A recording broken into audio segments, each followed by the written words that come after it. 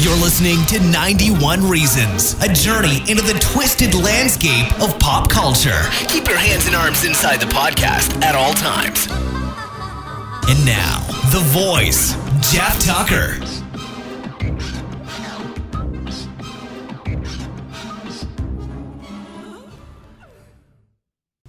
If the show sounds better this week, in any minute way, it's thanks to my good friend Rob Perez, who gifted me with a windscreen. So now I'm broadcasting on the Yeti mic that Hendel gave to me and the windscreen that Rob gave to me. So we are a Frankenstein show put together by friends and family who are striving towards everybody doing better.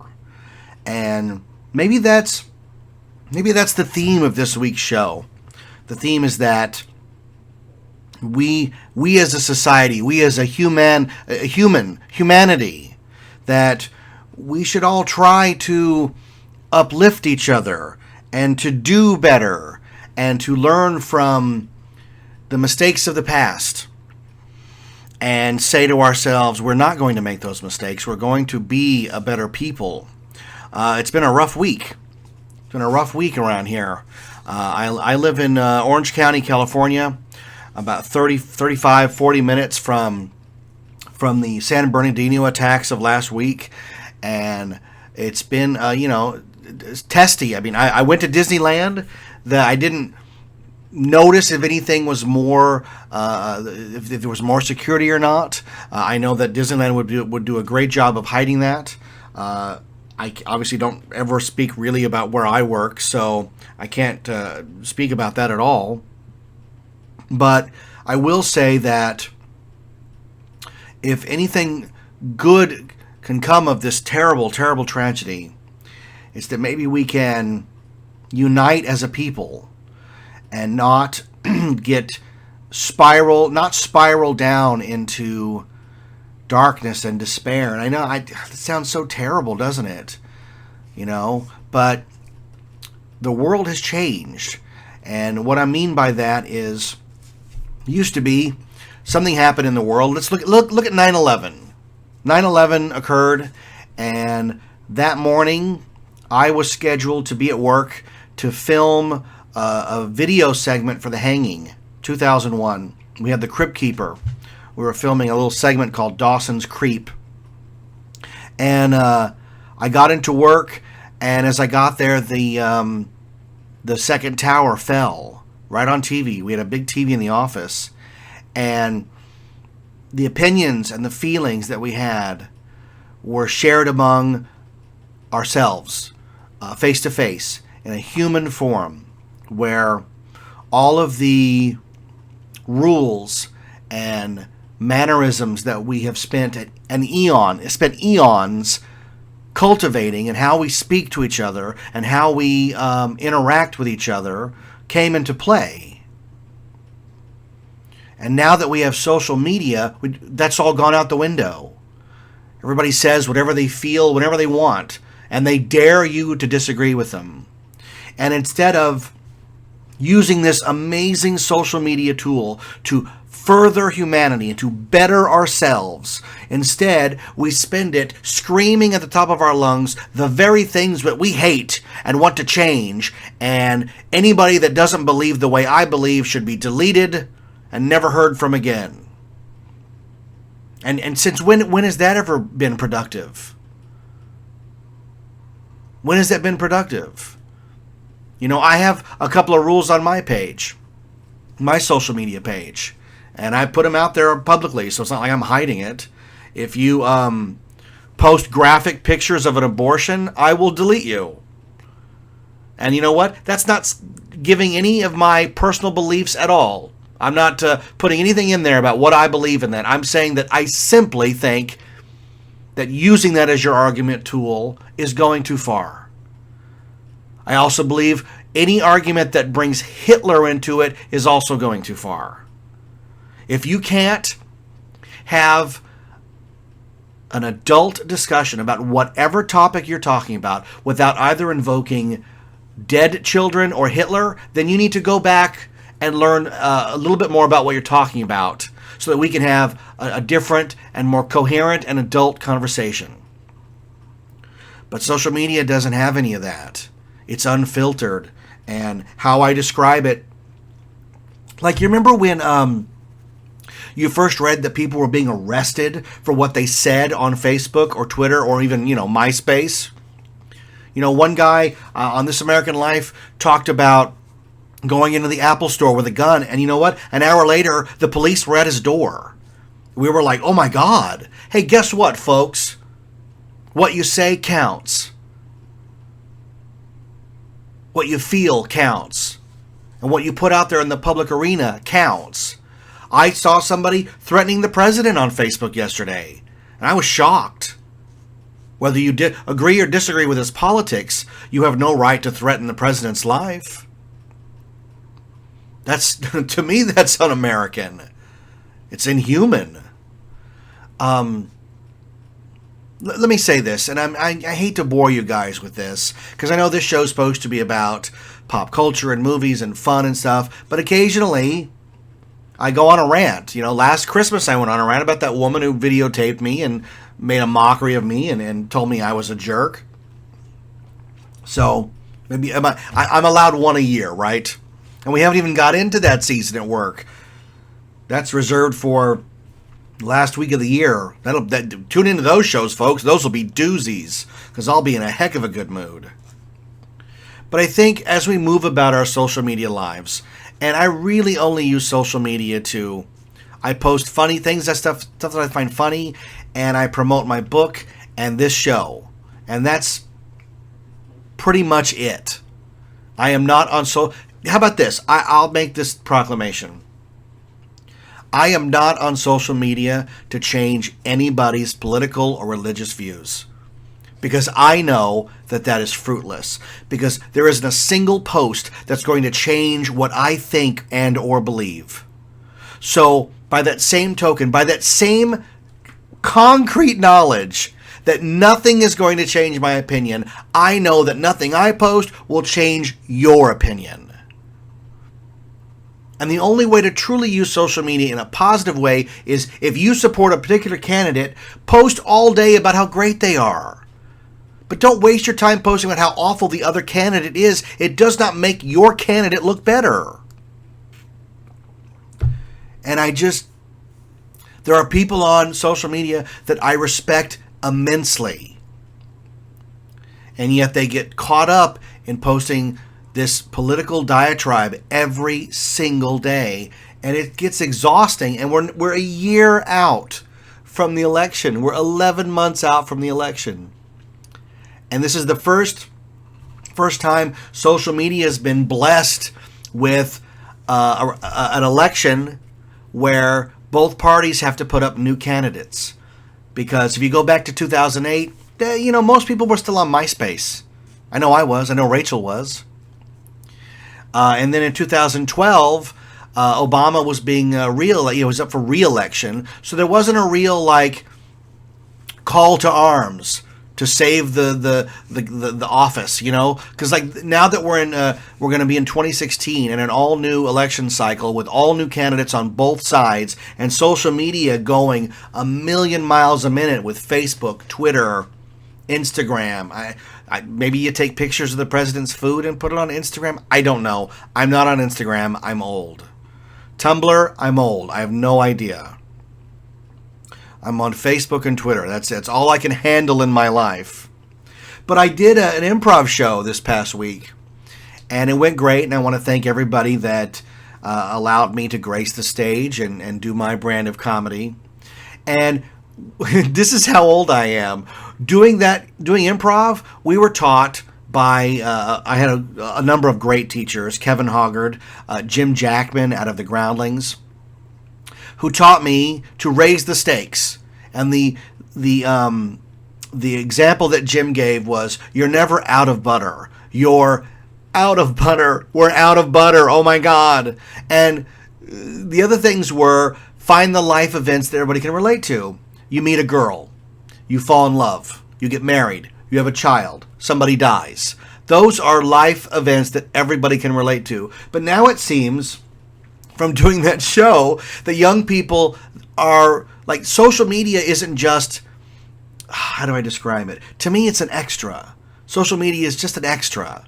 If it went away tomorrow, my life would not change. But these young people are totally enrobed in it. They're enraptured by it. Scenes were about, oh my God, he unfriended me on Instagram, or unfollowed me, or this or that. And the other people would react, and I watched the audience, and they would react too, some of the young people. Oh my God. And how ingrained social media has become in the social dance that we do with each other. You know, whereas I'm more interested in a face-to-face conversation. What do you believe? What do you feel? And I'll look at your face while we do it. A lot of people they don't want that skill anymore. They're content to look at a screen and pretend that it's a person and react a certain way using a happy face and a thumbs up. And I hope that's not what we're going to. You know, how long before the first emoji wedding, where it's all done with emojis, like nobody looks up, everybody looks at their phone, and the priest has a man and a woman and a ring, an equal and a plus and a this, and the groom puts his thumb up, and the bride puts her thumb up, and he announces that they're married via a little pictogram. Like, as crazy as that sound, you know what? We're probably less than a year away from this. Just in, couple in Iowa has tied the knot emoji style. And how freaking sad is that? And I learned that doing that improv show this past weekend. Like, everybody, all of these young people are totally just engulfed by social media as the only way to hook up, and, you know, Tinder and Grindr and all those. We're gonna hook up. Okay, and we're going to smash. That's the new thing. Everybody's going to smash. That's the new thing for having sex. Oh, did you smash her yet? Did you smash her? That's not even good slang. That's terrible. So as I hurtle farther away and fall further out of touch with the rest of the world and society, all I have I have my Frappuccino here that I'm drinking. And I have my microphone, and I have my get off my lawn ideals. And I'll move on to fun stuff, but let me leave you with this. Those of us who go out to vote, and I have voted in every election since I turned 18, because it is my civic duty to be part of the election process. That being said, there is a reason why the voting booth has a little curtain that you pull. Because what goes on in the voting booth is your business. It's my business. And I'm not going to spew all over you what I think you should do when you pull that curtain. Because what you do when you pull that curtain is your business. And I'm not sure where social media decided that it's everybody's business. Because if it was up to Facebook, the voting booths would be clear. And they would light up when you ticked somebody's name. But they're private. Voting is private. And what used to be done around the water cooler among 3 people is now being done on all 1,200 of your friends, in quotes, friends, on Facebook. So let's all vow, in the spirit of the holiday season, let's all vow to keep it civil. It doesn't matter who you're for. Republican, Democrat, Libertarian, Clinton, Jeb Bush, Trump, Rubio, Sanders. It doesn't matter. Somebody's going to be the president. I don't know who it's going to be. It's not my place to tell you who it's going to be. It's going to be by a vote of the people. And the subject and the topics and the ideals that matter. And I know there are people out there who are so passionate about this they can't help themselves. And you know what? I applaud your passion. You know, my passion is movies, and I get on here every week and talk about movies and toys and all the stuff that excites me. You know, and I am involved in the political system. Like I said, I have voted, and I proudly leave work, vote, and come back to work wearing that little sticker. I voted. Doesn't matter if it's raining or windy or whatever. You go out and you vote. So I urge all of you, as we move into 2016 and the presidential election, let's all vow to remain friends in the face of such fervent and vibrant arguments every day, you know? Remember when Facebook was just cat videos? And everybody was like, I can't believe we're using this for cat videos. You know, I'd love to go back to cat videos if we could get away from the extremism. Because, and I keep saying final thought, but it's because it doesn't take a whole lot of thought process to click the share button. If you want to tell me about your candidate, don't use the share button. Write something from the heart that you feel. And why are you voting? I mean, if you have to do it, this is why I'm voting for candidate X. I believe the following. That is so much more interesting than some quote from George Washington, John F. Kennedy, or Hitler, or anybody. I don't let people speak for me. I speak for myself. And I implore all of you to do the same. Because who knows, maybe when you speak from the heart, instead of clicking the share button, maybe when you speak from the heart, you might change somebody's mind. Because they're getting your thoughts and not the thoughts of some meme that's been shared 1,000 times, so many times that it's fuzzy.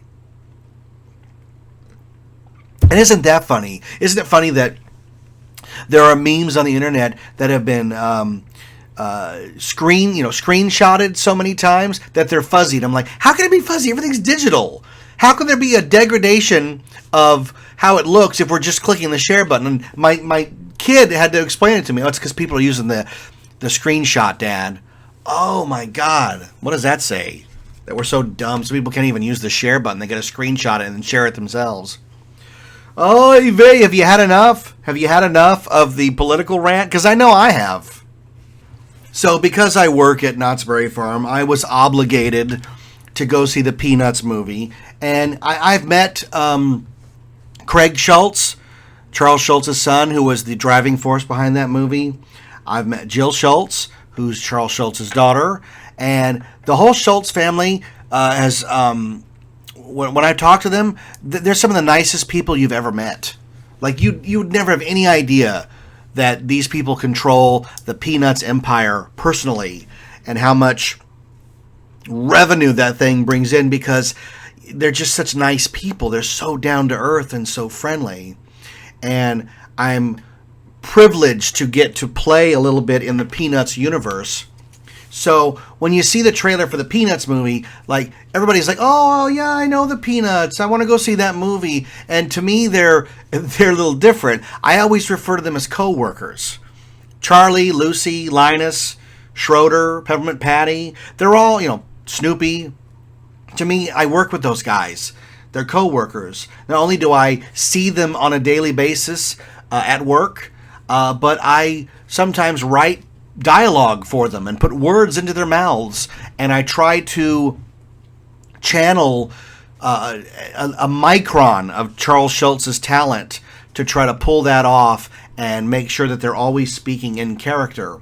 And I've been writing Peanuts shows off and on since 1997, which to me is staggering. Almost 20 years of writing Peanut shows. Along with my very talented friend Tim at work, who does the bulk load of the work, the bulk of the work on the shows themselves, and writes a fair amount of dialogue himself. But when I see them on the big screen, it's very familiar. To me, it's as familiar as Kevin Smith watching Ben Affleck, his friend, become Batman. Like, how do you even fathom that? That guy you hang out with, he's Batman now. I mean, that's weird, right? But to me, the Peanuts characters are friends, co-workers. And that being said, I trundled off to see the movie. We took the whole family. We got popcorn. I snuck in a Starbucks, and we settled in for the Peanuts movie. Now, this is a Blue Sky movie. This is from Fox. This is the same people that make Ice Age and Rio and a bunch of other extremely popular movies. I'm not really a fan of this studio. I think that they are a lot like DreamWorks, where they prize the celebrity voice over the right voice a lot of times. But that's neither here nor there, because in the Peanuts movie, there are no known voices except what's her name as Belle. But even her voice, and I can't even think of her name. It's modulated so much that you can't even really tell who it is. So this is a movie that features no known voices, all new voice work. And the most striking thing in the Peanuts movie is how it looks. It looks fantastic. You can tell that they really spent they spent massive amounts of time honing the way these characters look, so that they do two things. They are completely original in the look and also completely familiar in the way they look, and that's a fine line to walk. And I applaud everybody who worked on the character models for this film, because they truly do look amazing. The movie is as eye-poppingly good visually as the Lego movie was, where there were many sequences in the Lego movie that I'm like, I don't know what I'm looking at. I simply cannot tell you if that's a computer animated image or a stop motion animated toy set. I don't know. And the Peanuts, not that it looks like toys, but it looks completely new and original, and maintains Charles Schultz's signature look of those characters. The only thing I could find visually that I didn't like was Charlie Brown's hair. And you're not supposed to really notice it, but since I'm a weirdo and notice everything, it comes off a little weird because it sort of sprouts out of his forehead it looks like a tree root. But I mean, that's a really small quibble with what looks so beautiful on the screen. Digitally projected, it's just razor sharp. There's a lot of homages to Charles Schultz's original art. It appears in the film quite a few times. His signature appears in the film a few times, or at least once. That being said, other than the look of it and the very good voice work, I actually didn't care for the movie. I know, blasphemy, right? How can Jeff not care for the Peanuts movie? Well, I'll tell you. Because they chose to do slice of life, and it's really a full school year in the life of the Peanuts. Or not school year, but like winter to summer. And the only through line in the whole film is, will Charlie Brown be able to speak to the little red-haired girl? Which is a trope we've seen trotted out again and again in the strip and on TV specials. And along the way, they gave every character a standout moment, I thought. Linus kind of gets the short shrift because he's usually right there with Charlie Brown the whole time. But he doesn't get a story. I mean, we've seen Linus take a step out in It's the Great Pumpkin, Charlie Brown, where he's really the focal point of the movie. Or the special. But the major issue with the movie is that because it's slice of life, it doesn't have a plot. And I found myself more than once leaning forward, waiting for the movie to really begin. What is the plot of this movie? And what I got was, there isn't one. And the example I'll use is, they make a big point, and Charlie Brown finds out that there's going to be a talent show coming up. And I thought, oh, okay, it's about him getting ready for the talent show. What is Charlie Brown's talent? Can he pull it off? And will it impress the little red-haired girl? But that's not the plot, because 6 or 7 minutes later, the talent show is over. And then it's about something else.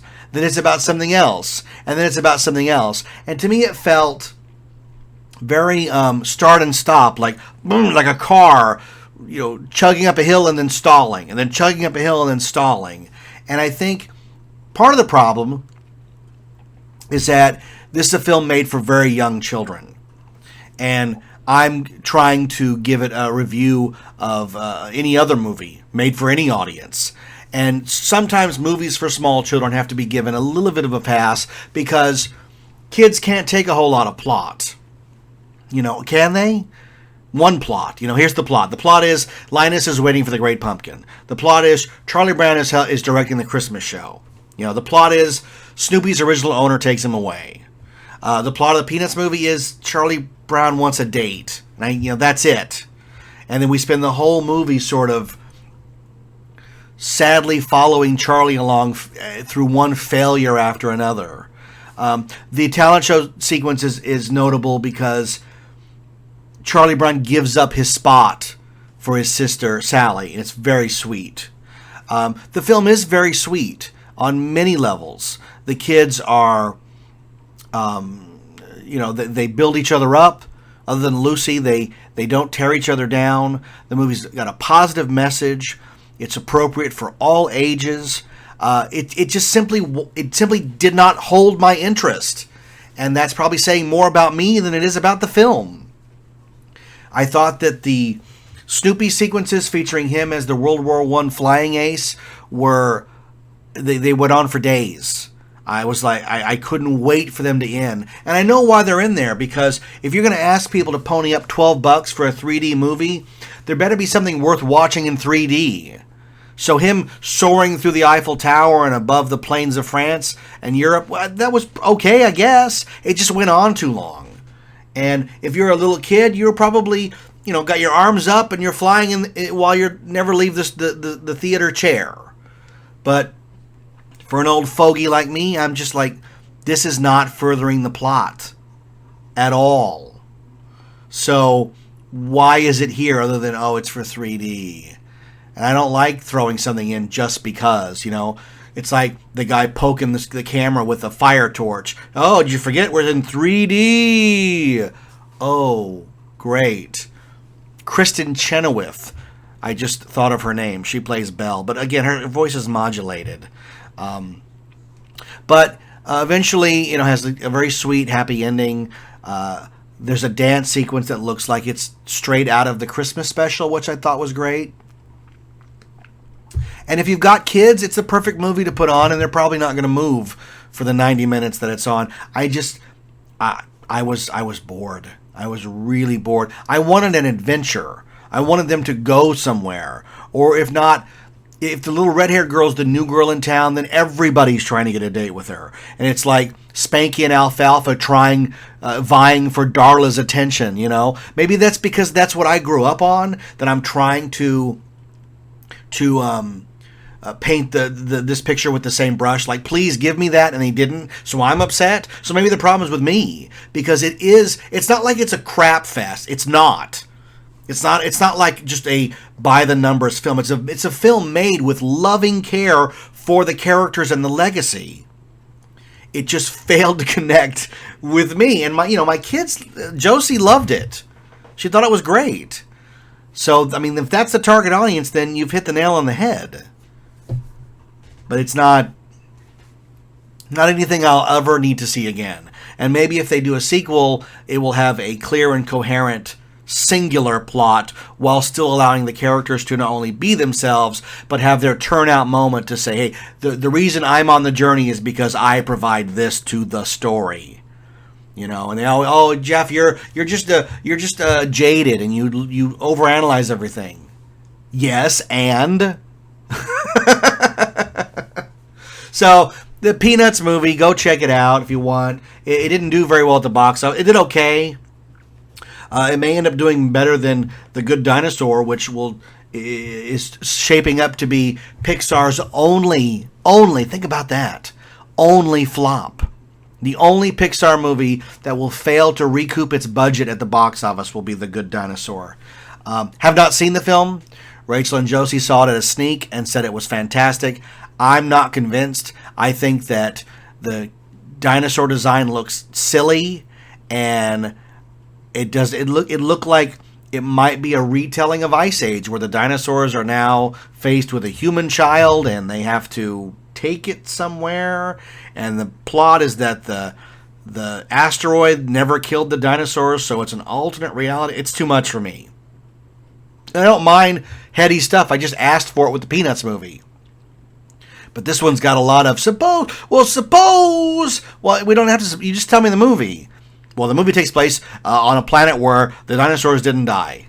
Okay? And then there's a human. Okay? And the human's an idiot. Okay? Why does it look like a goofy Saturday morning cartoon with realistic backgrounds? Now you're being mean, Jeff. Well, I'm sorry, I haven't seen the movie.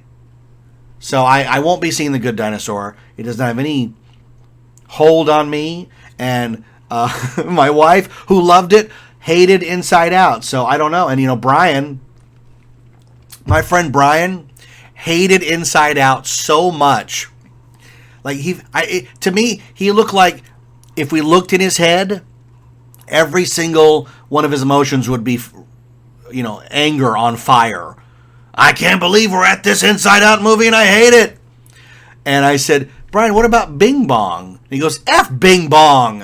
And I was like, Brian, so, some movies just aren't for some people. I thought Inside Out was great. Did not so much with the Peanuts movie. Won't be seeing The Good Dinosaur. So we're all up on our current animated movies, aren't we? So Peanuts movie is probably still in theaters. So if you want to check it out and tell me I'm wrong, please do. Now I did get to sneak away and see the new James Bond movie, SPECTRE. Now I'm a massive James Bond fan. And it's easy to see why, because James Bond is everything I've never been able to be. He's debonair, handsome, rich, knows the right thing to say at every turn, and always gets the girl. And that is not me in any way, shape, or form. The Daniel Craig movies have been hit or miss for me. I thought that Casino Royale was very good, but that Quantum of Solace was a complete waste of time. I thought Skyfall was pretty good, and going in to see SPECTRE, I was hoping for something equal on Skyfall's level, because I really enjoyed that movie. I like all the nods to the other films. I like James Bond because the reasons I said before, and also because they don't ever try to, they do try to reinvent the wheel every once in a while, because there was a complete reset after Die Another Day. But there's always the things that you can look forward to in the James Bond movies. The opening adventure, the check-in with M, the Moneypenny back and forth, the new adventure, the guy sitting across from James Bond knowing that they're mortal enemies but not doing anything about it. And that's all in SPECTRE.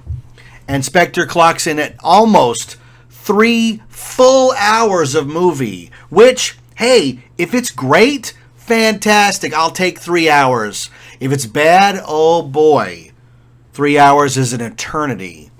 And SPECTRE falls somewhere in the middle of that, because the first thing I would say is it's 45 minutes too long. It should not be 2.5 hours.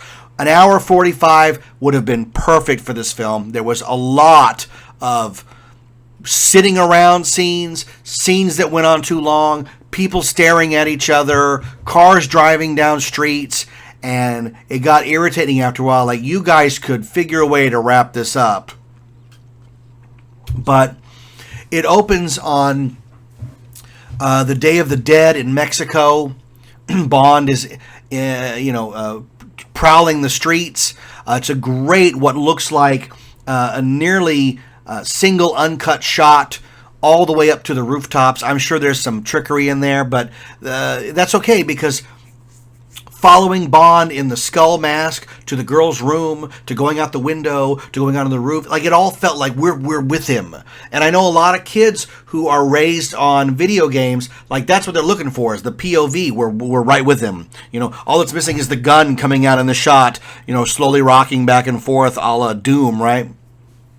Bond overhears this guy having an argument. He's there to assassinate somebody, and then the whole building blows up. And it's a very good James Bond opening, because then we get it doesn't end there. There's a helicopter fight where the chopper is going around and and fight, and bad guy here and bad guy there, and then James Bond finally commandeers the copter and flies off into the air for the credit sequence. The problem is that with James Bond, yes, you can have familiar, but you also have to have enough new to make it worth going to see. And Daniel Craig has made no secret that he's not happy playing James Bond, so he actually looks miserable through most of the movie. An interesting character choice. But we've seen the helicopter fight and Upside Down in GoldenEye. And this one was, was okay with the crowds and all that. But I kind of felt like, they're going over ground we've covered before and trying to sell it to me as... they have a fist fight in it. I guess that's new. But Spectre is about Bond's on the trail of somebody called the Pale King. Spoiler alert. If you don't want the movie spoiled, you should probably stop listening now, because I'm going to spoil it. He's on the trail of somebody called the Pale King, who turns out to be a guy named Mr. White. And it's like, that's it? The Pale King is Mr. White? That's not even subtle. That's barely a pseudonym. Are you joking? So he finds this guy in a cabin in the middle of nowhere. He's supposed to be on restriction, but he convinces Q to let him go out of the country and blah, blah, blah. M is played by Ralph Fiennes, the guy who plays Voldemort. He's a great actor, and he's very good in this role. I think Q is a little young for me. I know they're trying to skew younger to just sort of like subvert expectations after Desmond Llewellyn, who played Q for so many years, and then it was passed on to John Cleese in Die Another Day. Although he did appear in Tomorrow Never Dies with Desmond Llewellyn, John Cleese. But the new Q is very young. He's, that sort of fake hacker, I could get it to any system with a few keystrokes guy. But Bond tracks this guy, Mr. White, to a cabin, and White tells him that he has to find his daughter and save her, protect his daughter. But along the way, Bond hooks up with Monica Bellucci. Now, she's the wife of the guy that gets killed in the helicopter. And Monica Bellucci is not young. She's not a typical Bond girl. I think she might even be one of the oldest Bond girls, quote unquote, Bond girl. But the scene he has with her is very sexy. Monica Bellucci is very good looking. And then you cut to a scene where she's in lingerie on the bed, and it's pretty much the high point of the movie, because like I said, she's very good looking, she's very confident, and I keep telling women that I know, the sexiest thing in a woman is confidence. I look great. This is me, this is how I look, and I look great. You don't need to be a stick figure to have that confidence. And Bellucci has it in spades, man. She is unbelievably good looking. She knows it, even though she's twice the age, at least, of the Bond girl that shows up for the rest of the picture. So when we finally get to Mr. White's daughter, the girl that's going to be in the movie the rest of the time, I was let down. I'm like, you can't throw Monica Bellucci out there and then sub in this young girl that looks like she should be working, like at the mall or something. She's pretty, I guess. I think she was in, she had a small part in Inglourious Bastards, one of the people hiding under the floor. So she's been in a movie with Christoph Waltz before. But they try to take her out, and we end up finding the bad guy. The bad guy is Christoph Waltz, who's playing Blofeld. And if you listened to my Star Wars rant, you know that this is part of that stupid studio mentality of hiding who the character is in the movie. Well, who's Christoph Waltz playing? He's playing a bad guy. Is he playing Blofeld? He's not playing Blofeld. No. Well, guess what? He's playing Blofeld. So why'd you tell me no? If he's going to play Blofeld, just say he's Blofeld. And I'm going to go in going, man, they got Blofeld back in the movie from Thunderball. I'm all about it. But they play this stupid cat and mouse game with the audience. I'll never understand it. It never works. You know what? It worked one time.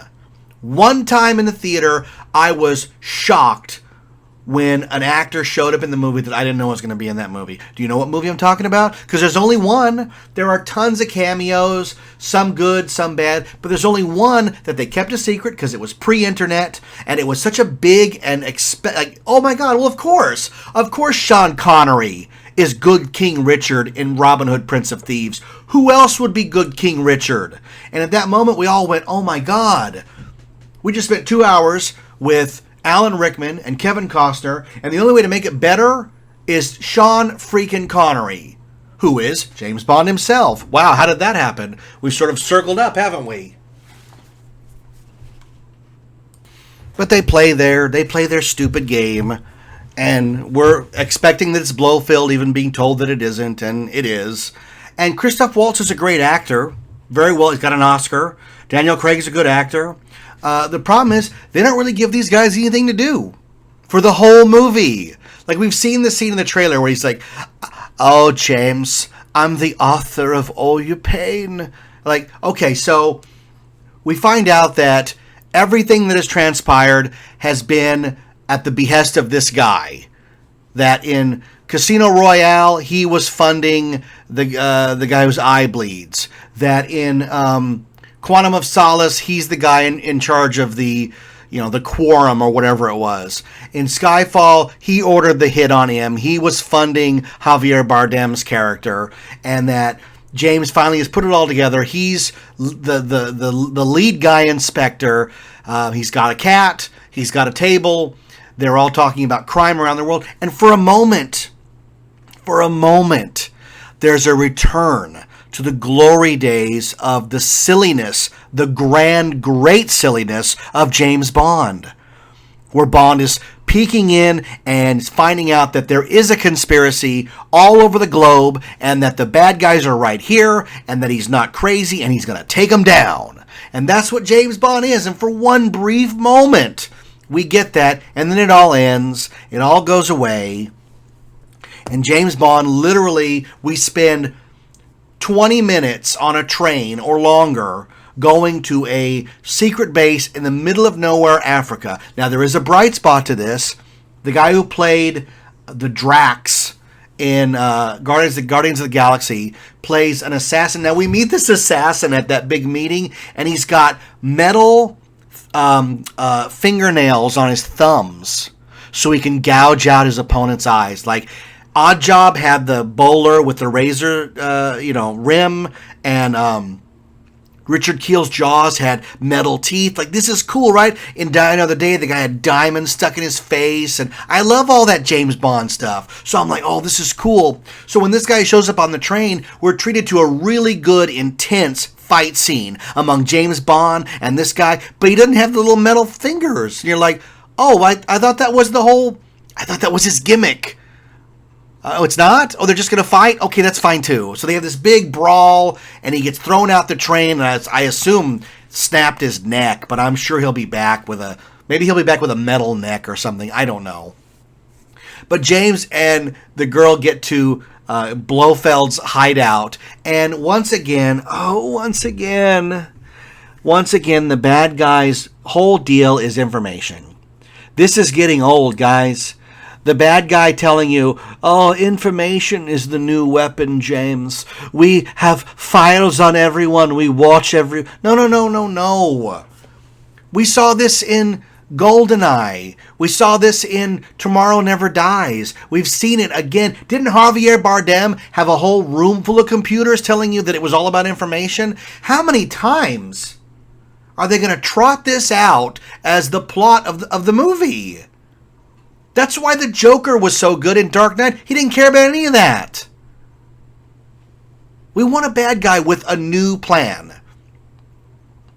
Ultron's plan was just, I'm going to drop a city and ruin the earth, whatever. But at least, even Ultron was like, I'm connected to the internet. I've got all the information. So it's like, what it is every time new technology shows up, it becomes the go-to bad guy thing in every movie. It's been like that since Die Hard. Remember Die Hard we thought they were terrorists? Whoever said we were terrorists? And they're just out to get money. He's just opening a vault to get money. That was refreshing. And then after that, License to Kill was about drug dealing, and early 90s was about people poisoning the environment. Everything was about, we're trying to save the rainforest. They're dumping toxic waste. We've got to stop them. And now it seems like because there's an internet, everything is about information. It's always on a flash drive that they have to get from point A to point B, because even though Tony Stark and Captain America have the entire defense system at their disposal, they still put things on flash drives. Why? What happened to the cloud? I get it. The cloud isn't sexy. The cloud isn't right there in my hand. I can throw it to Black Widow. Run with the information. Or James Bond, I've got the disc. Whatever. Serrano's got the disc. Serrano's got the disc from Midnight Run. We've been playing that game since 1987, folks. Serrano's got the discs of information from 1987 or 88. So we've got to come up with something new, you know? Oh my God. And so we have that whole sequence where Blofeld and Bond are playing cat and mouse with each other because they both know who they are. And Bond just shows up at the guy's house. Now, they don't just shoot him. I get it. You can't do it. It's James Bond. If that happened, I'd be really upset. And instead, they put Bond in a chair, and he tells them they're going to drill into his head and make him forget things. Like, it's all very technical. You know what? The same way I always say, look, in Inception, they go in the guy's brain because they go in his dream. That's it. Brain, dream, they're in, that's it. Ba-doo, ba-da, ba-da. How does it work? Doesn't matter. James Bond, Blofeld says, I'm going to drill into your brain and you'll forget. I'm okay with that too. The problem is when they start drilling, you can clearly see he's drilling into James Bond's mouth. So I thought, the brain is higher up, man. You're drilling into his jaw. You're not going to do anything except maybe upset his wisdom teeth. And then there's an explosion, and we see Blofeld get his signature scar, and then right at this moment, the movie lost me, because we've been shown Blofeld's hideout. It's full of people who are extracting and watching information 24 hours a day, 7 days a week. We don't know where they live. We don't know how they are fed. We don't know how they have entertainment. But that's okay, because in You Only Live Twice, Blofeld had a volcano lair, and with tons of people running here and there. We don't know. It's not part of the equation. And that wasn't what took me out of the movie. What took me out of the movie, and if you've seen the movie, you'll know what I'm talking about, is that there's a shootout, and James Bond literally blows up the entire base by shooting like what do you call a propane tank. And I just thought, that's it? That's how they get rid of the bad guy's base? He shoots one tank? Why would you have that there? In the same way that the Death Star has an exploitable weakness, why would you build a base and then put fuel cells all across the top? I mean, what if something fell on it? What if a helicopter dinged it? What if a meteorite crashed? The whole thing goes up? That's it? That's it? And then Bond and her take off in a helicopter, and then we're back to England, and we have our finale set up where they're going to blow up the old MI6 headquarters, and the bad guy turns out to be Moriarty from Sherlock Holmes, and in the end, Blofeld is taken out, his helicopter crashes on a bridge, and he limps to safety, and Bond's going to kill him and instead puts him in jail. And I'll tell you what, this movie could have been 90 minutes. It could have been a tight, exciting 90 minutes, and instead it was an excruciatingly way too long, 2.5+ hours, and there was not nearly enough action to fill that up. And again, I'm okay with slowing down and spending time with these characters because I really like James Bond. But the stuff that they slowed down for was boring. It was really, really boring. And all the goodwill that Skyfall built up after Solace is now back to a Solace level because Spectre didn't, it didn't live up. And you look at I looked at the movie. Like, I studied it. This movie cost, I think, $300 million. And I didn't see it on the screen. A lot of that was CGI. They didn't have to build all that. Where did the money go? What's the catering budget on a James Bond movie anyways? Can't they serve sandwiches like 2 days a week and like really cut that bill down? Oh my goodness. It's time, I hate to say it, but it's time to reinvent James Bond again. You know, Pierce Brosnan got what? GoldenEye, The World Is Not Enough, Tomorrow Never Dies, and Die Another Day. He got 4. So Daniel Craig has had Casino Royale, Quantum of Solace, Skyfall, and Spectre. He's had his 4. Now maybe it's time, if you're going to keep Daniel Craig, to reset and try Bond again, because this is not working. This ultra serious, real world stuff. I mean, it's James Bond. And that girl, I'm sorry, she wasn't good looking enough to be a Bond girl. She doesn't take her place alongside some of the amazing Bond girls that we've seen. Maude Adams, what's her name? Dr. Quinn, Medicine Woman, Stephanie Seymour. Not Stephanie Seymour. You know what I'm talking about. So the Bond girls have been, Famke Jensen, Denise Richards, as long as she doesn't talk. Some of the Bond girls have been the most beautiful women to ever grace the screen. This one looked mousy. And I was like, God, can't they bring back Monica Bellucci? Can't she, step out of the fire with a gun and go, the adventure begins, we got a new mission, and I'm your partner. Oh, hell yeah. Do that. But once again, it was about information and gathering all this information on people and secret spies. And I know it's a spy movie, but spy on big government. These movies are always about spying on everybody and keeping tabs, and that's dangerous. And hey, listen, I put my life out there via microphone sometimes twice a week. So privacy, do I have any? I've given it up willingly. And so did you if you're on Facebook and Twitter. You've given up your privacy willingly. We don't need Big Brother. If somebody came to your house and said, I'd like you to write down your favorite color, movie, where you live, all your friends and your relatives, your children, your dogs, you'd go, no! And yet you log onto Facebook and you give it to them willingly.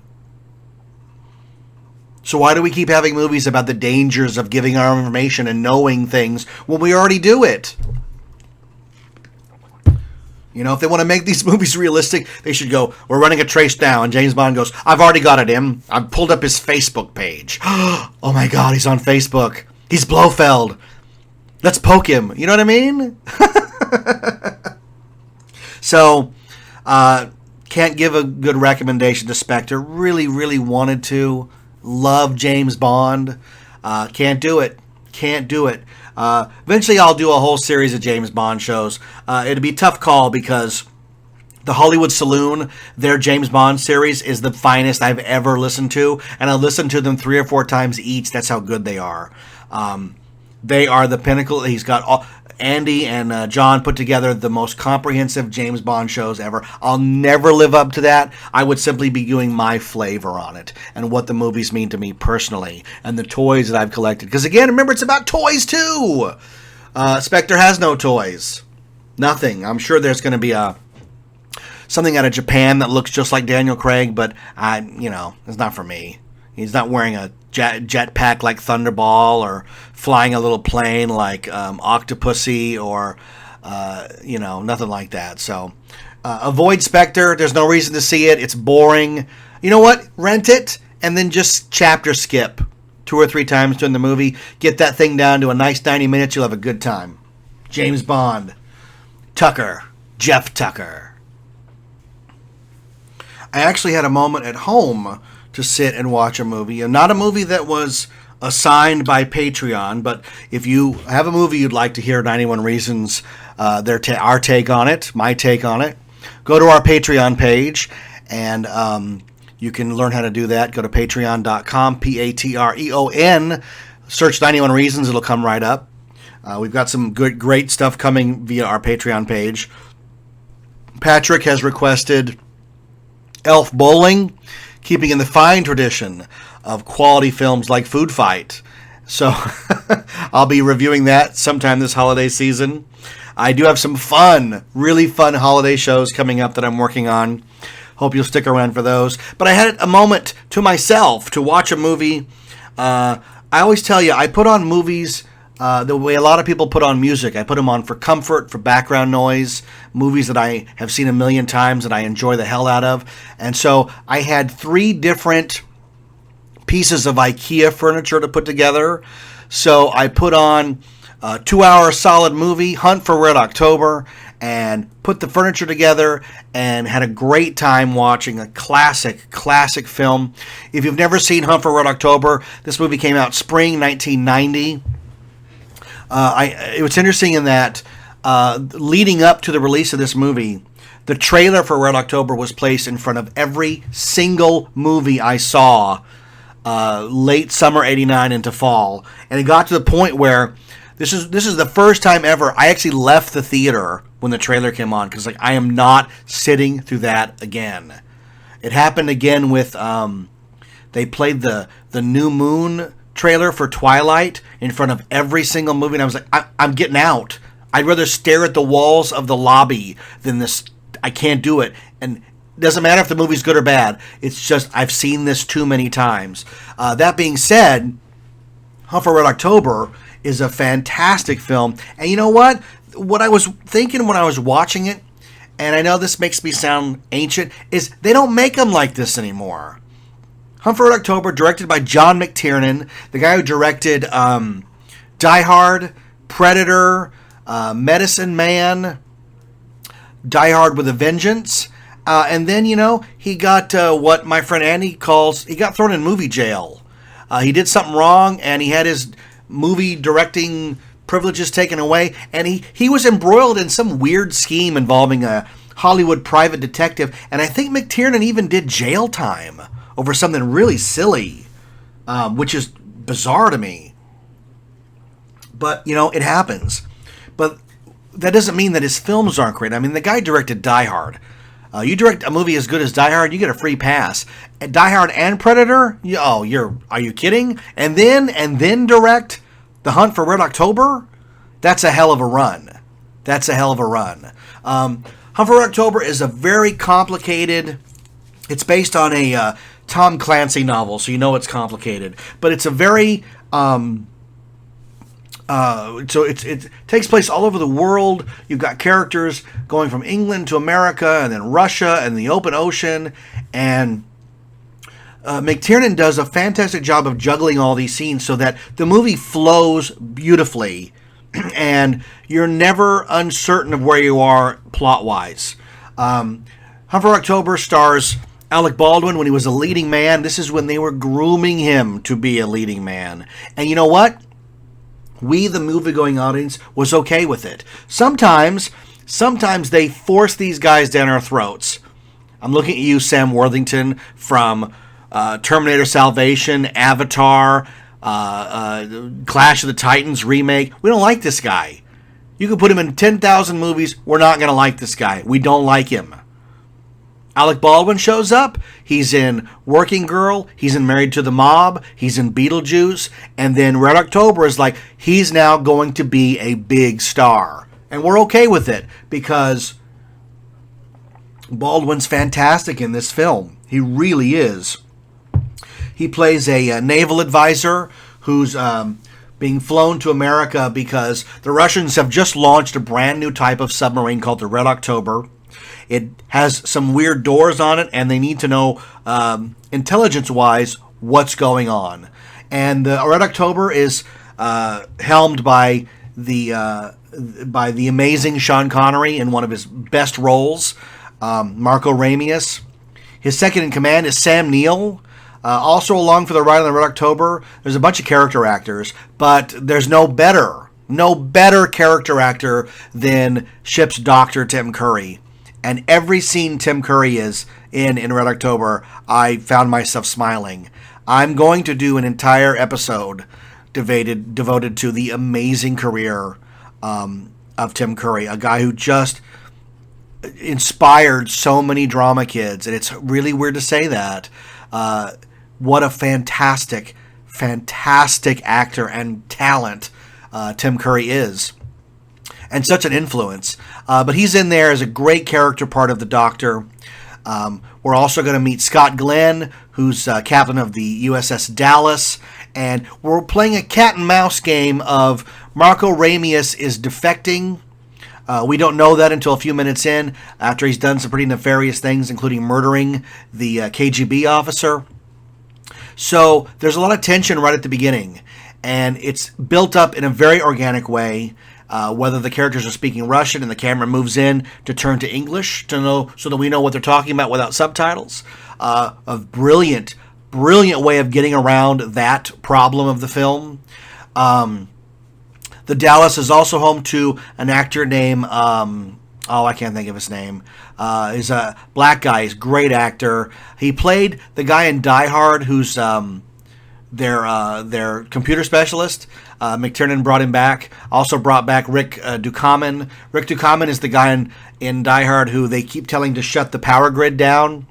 And in Red October, he's the second in command of the plane that's flying Alec Baldwin out to meet the Dallas. We've also got Fred, what's his name, who was a real senator. He just recently passed away.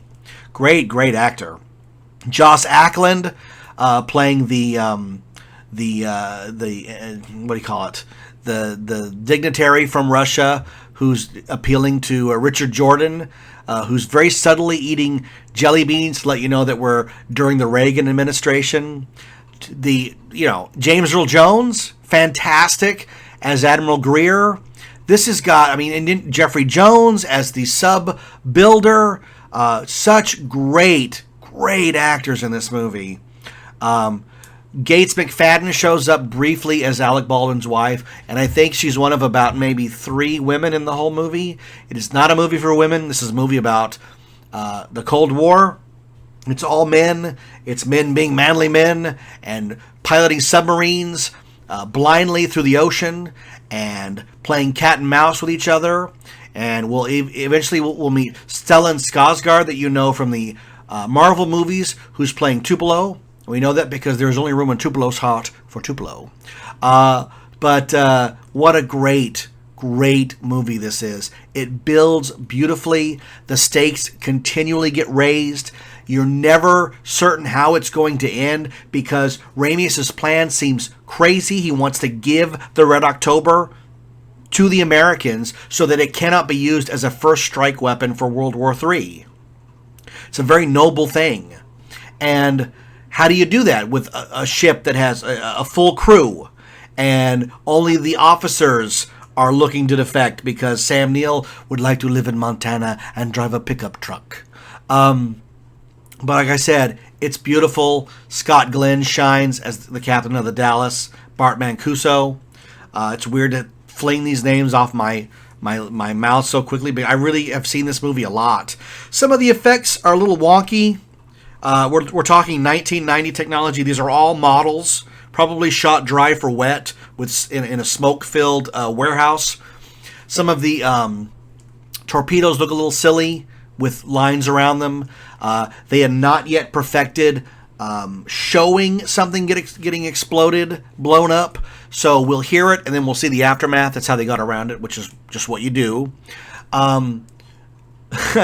It just has a lot of really fun moments. You've probably seen this movie. You know exactly what I'm talking about. I was never here, and that missile didn't. That missile hit its mark. Or Sean Connery telling Alec Baldwin, "Be careful what you shoot at. Some things here don't react well to bullets." And then Alec Baldwin doing a Connery impression in the movie, or one ping only. Just a really solid Cold War era.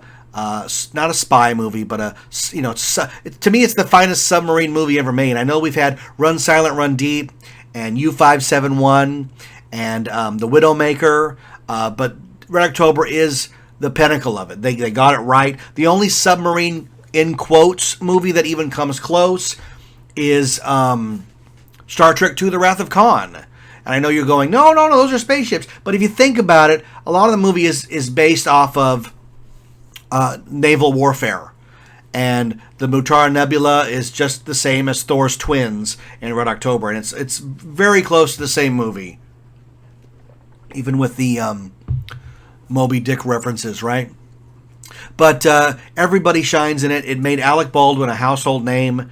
It cemented Sean Connery's incredible comeback, because after he gave up James Bond, he floundered through a whole bunch of really silly movies like Meteor, Wrong is Right, and then he finally gained ground in The Untouchables and got an Oscar for it, because he's Sean Connery, for God's sake. And this was him parlaying that. After The Untouchables, he had The Presidio and Family Business and Indiana Jones and the Last Crusade and Red October and then McTiernan's Medicine Man. I mean, this is a guy who really grabbed hold of that second wind and ran it for all it's worth. We rarely see stuff like that. Maybe Travolta is another guy who did it very successfully, but it doesn't happen very often. But Connery was such a welcome face back on the big screen that we were okay with it. I mean, after Last Crusade, the guy could do it. I mean, after Untouchables, what's you having trouble speaking with a gun in your mouth when he shoots the corpse? I don't approve of your methods. You're not from Chicago. He pulls a knife, you pull a gun. He sends one of yours to the hospital, you send one of his to the morgue. That's the Chicago way. So Connery, I mean, in the pinnacle of Connery, his late career is The Rock. A movie I could do 40 minutes on easy, even if it is Michael Bay. But it's Michael Bay before Michael Bay became Michael Bay, if that makes any sense. Before Transformers, before Pearl Harbor. But no, Red October's great. The only drawback, the only thing I can tell you that's like cringeworthy, and a lot of movies are like this, they're flawless except one, like, ooh, that looks bad. I love Last Crusade. We talked about it a couple episodes ago. But some of the effects are bad. Red October's no exception. The underwater stuff's fine. I'm okay with it. I've never been underwater looking at a sub, so if that's what it looks like, that's what it looks like. No, I'm talking about the final sequence of the film. They finally get the Red October into an inlet, and I don't know what they were thinking, but they're so obviously standing in front of a green screen with blue lights on them, and it looks so freaking fake. It looks like a sitcom. That's how bad it is. And what's weird is that this is the scene we go out on. It's irritating. To me, it's as irritating as Air Force One. Air Force One's a great movie, right up until the obviously unbelievably fake CGI plane crashes into the ocean. And Red October is a 4-star flawless movie. The only drawback is that in blue sequence that looks so cartoony. And I know it's supposed to be tranquil and beautiful, but it just looks bad. Oh, does it look bad? Go watch it. You'll know exactly what I'm talking about. But you know what? You should go watch it anyways, because if you've never seen Hunt for Red October, you're really missing out on a solid action spy movie with great action beats, good tension, and fantastic performances by all the actors. And I'll even put the trailer on the Facebook page so you can know what the heck I was walking out of late '89 when I was a pretentious moviegoer. I'm leaving. I'm not going to sit through this. Well, I hope you enjoyed this very bizarre episode. The Hodgepodge episode. Some of this, some of that. It's kind of like the hometown buffet of episodes, I'll have some of this and some of that, and when I'm hungry I'll go back for more, but none of it's really connected other than it's movies, it's pop culture, it's how I feel. I am the voice. I am Jeff Tucker. Thanks for your support. Like us on Facebook. You can follow us on Twitter at The Sixth Key, TheSixthKey. You can check out our Patreon page. You can give us a 5-star review on iTunes. All of that's great. More episodes coming. Holiday stuff coming that you're going to love. Thanks for checking us out. I am Jeff Tucker, and this is 91 Reasons. Thanks for listening to 91 Reasons. Please subscribe and leave a review on iTunes. Find us on Facebook. Is anyone even still listening?